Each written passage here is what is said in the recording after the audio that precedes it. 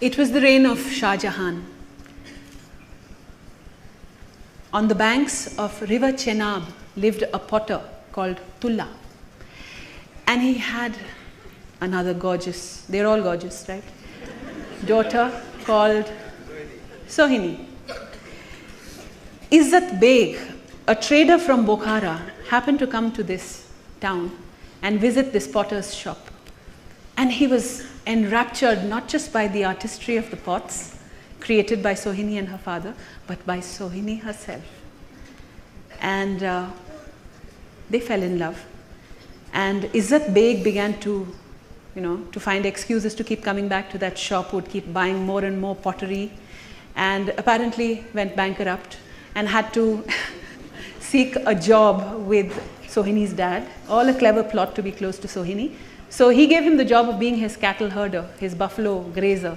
That's how he got the name Mahiwal or Mehar. So Sohini and Mehar were in love. But when her father discovered about this liaison, he immediately, secretly arranged for her marriage with another man called Dam. And the Barat arrived and she was bundled off and taken away. Mehar became a fakir and began to live on the opposite side of the river. And Sohini was married to Dam. Now, but what gets interesting here is that Sohini is no Sati Savitri. So what does she do? At night, she takes a pitcher of clay and jumps into the Chenab river to go meet with her lover on the other side of the river. And every morning at the crack of dawn, she comes back. And this tryst with her lover continues until one day her Nanad, her sister-in-law, spies Sohini doing this. And she cleverly replaces her pot of baked clay with a pot of unbaked clay, kacha ghada. And that night when Sohini takes the plunge into the river to go meet with her truth, the ghada crumbles into the water and she sinks and she drowns. And Mehar discovers that and he jumps in with her. All these love legends are tragic. They all end this way. So we kind of liked Sohini. A lot of these love legends get appropriated in fairly predictable patriarchal ways because they are ideals of womanly chastity in one sense. But Sohini here is bucking the trend in interesting ways. So she says, those who get a glimpse abandon their homes, their husbands. Even without matkas, in the whirlpool they swirled. She jumps in. To choose safe waters is the path of impostors. Those who love take on the mighty river. Sohini had a murshid, it seems, a guru called Chutto. And apparently when she got married to Dam, Chutto made her promise to her that now that she's getting married to Dam, she's not going to go and meet Mehar.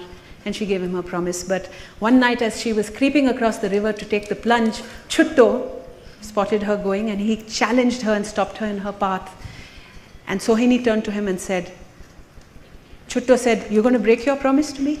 So she turned to him and said, "Those who can hear the bells of Mehar's buffaloes, why talk of Guru? They'd break a promise to God himself."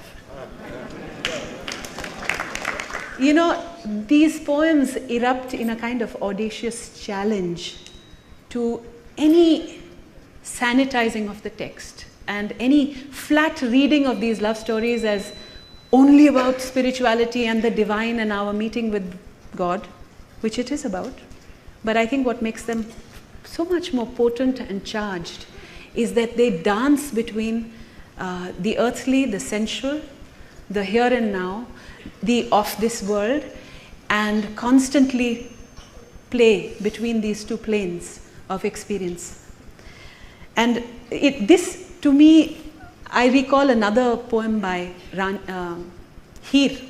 In Punjabi she says, "Mai ni main ranjha dhoondan chali, mainu ranjha milya nahi." Oh my mother, I went out in search of Ranjha, but I could not find him. Rab milya, te Ranjha nahi milya. Rab Ranjhe varga nahi. I found God, but not my beloved. God's no match for my Ranjha. So the river has flowed for centuries between desire and fulfillment. What lies on this side of the banks of the river is the status quo, is the establishment, are the structures of containment, and the plunge is transgression. And I think Sohini's failure, perhaps, lay in her return at dawn to keep up the pretense.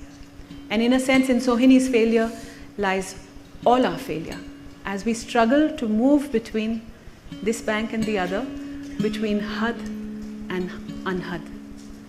Now in this Bet and Bai that they will present before you, Sohini says, take care of your own affairs. No one stopped me. I threw myself in. At midnight, I leapt. No one stopped me. In this dark night, my soul whirls in these waters. No one stopped me. Abdul Latif says, she'll make it to the high ground.